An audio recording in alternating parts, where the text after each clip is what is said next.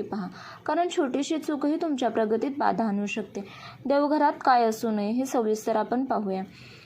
तसेच सर्वात महत्त्वाचा नियम म्हणजे देवघरात कोणती मूर्ती तुटलेली किंवा तडा गेलेली नसावी. शास्त्रानुसार खंडित मूर्तीची पूजा केल्याने नकारात्मक ऊर्जा निर्माण होते. जर एखादी मूर्ती किंवा फोटो खराब झाला असेल तर वाहत्या पाण्यात विसर्जित करावा. तसेच एकाच देवाच्या 2 पेक्षा जास्त मूर्ती देवाऱ्यामध्ये ठेवू नये. अनेकांना सवय असते की वेगवेगळ्या तीर्थक्षेत्राहून आणलेल्या एकाच देवाच्या अनेक मूर्ती ते देवघरात ठेवतात. पण वास्तूनुसार एकाच देवाच्या 2 पेक्षा जास्त मूर्ती किंवा फोटो शेजारी शेजारी असू नयेत. यामुळे घरामध्ये गृहकलह वाढण्याची शक्यता असते. तसेच पूर्वजांचे फोटो हा सर्वात मोठा वास्तुदोष मानला जातो. देवघर हे देवांच्या वास्तव्यासाठी आहे. आपले पूर्वज आपल्यासाठी आदरणीय आहेत, पण त्यांचे स्थान देवांच्या बरोबरीने देवघरात नसावे. पूर्वजांचे फोटो दक्षिण भिंतीवर लावावेत, पण ते मुख्य देवाऱ्यात किंवा देवांच्या मूर्तीसोबत कधीही ठेवू नयेत.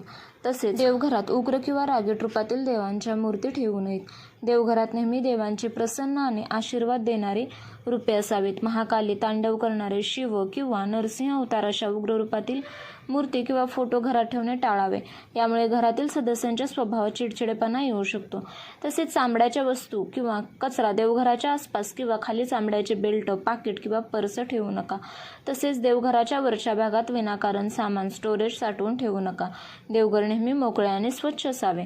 तसेच सुकलेली फुले आणि हार, देवाला वाहिलेली फुले सुकली की ती लगेच काढून टाकावीत.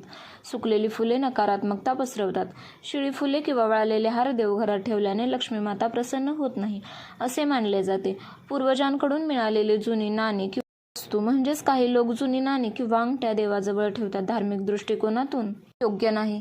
देवाच्या ठिकाणी फक्त देवाशी संबंधित पवित्र वस्तूच असाव्यात. तसेच तीक्ष्ण वस्तू म्हणजे कात्री, चाकू देवघरात कात्री, चाकू किंवा सुई यांसारख्या धारदार वस्तू कधीही ठेवू नका. यामुळे घरातील सकारात्मकता ऊर्जेचा नाश होतो आणि भांडणे वाढतात. देवघर कसे असावे? देवघर नेहमी ईशान्य कोपऱ्यात असावे. रोज सकाळी देवघर ओल्या कापडाने स्वच्छ पुसून घ्यावे. देवघरात अखंड दिवा नसेल तर किमान सकाळ संध्याकाळ दिवा किंवा धूप नक्की लावावा. देवघरात एक शंख आणि एक छोटी घंटा असणे शुभ मानले जाते, ज्यामुळे ध्वनी लहरींद्वारे नकारात्मकता नष्ट होते.